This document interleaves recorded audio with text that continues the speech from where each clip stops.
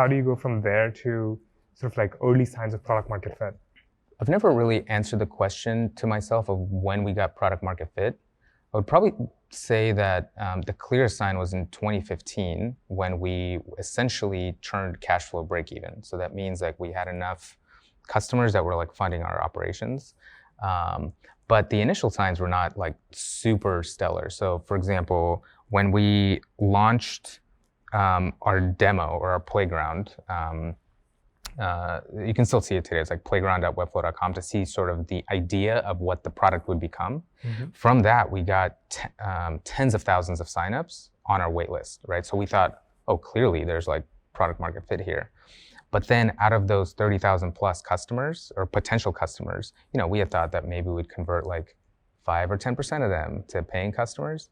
When we actually went live with our paid plans later that August, I think it was something like 50 people ended up converting to a paid plan. And those paid plans were like really cheap. So that delta of, hey, we thought we were gonna get, 3,000 people at least that were gonna, be paying users to a fraction of that was really eye-opening. And we were like, what's going on here initially?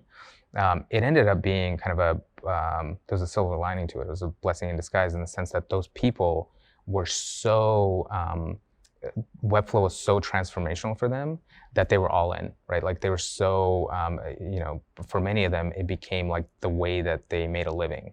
So they were like in the product, 8-10 hours a day and giving us a ton of feedback. They became like a part of like the early community that wanted to help others in the same boat. 50 true fans. Exactly, yeah. And we were, we ended up kind of wrapping our arms around them to support them, see what they needed most, and then that slowly grew over time. But it was a pretty, we had a lot of existential questions the first couple of years because we weren't growing fast enough to justify kind of like the trajectory that other startups saw, especially if you go like a seed round to a Series A, et cetera. So we, had all these questions around like, are we building the right product? Is the market large enough for like the professional use case that we're building for?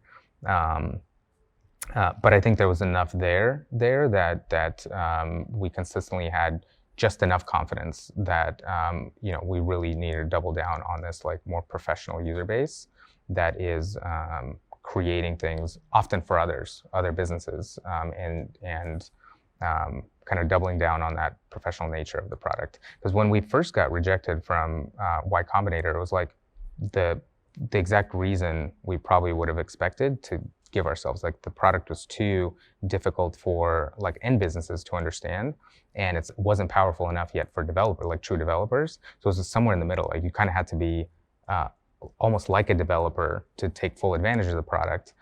But the value was more to individuals or smaller businesses that didn't have access to a developer. So it was like this weird middle zone that we sort of fit into, and we had to decide to keep like doubling down on that core user base because those are the only people who really knew that were using and paying for the product. So it felt like that's we had to honor that and keep investing into that part of our user base.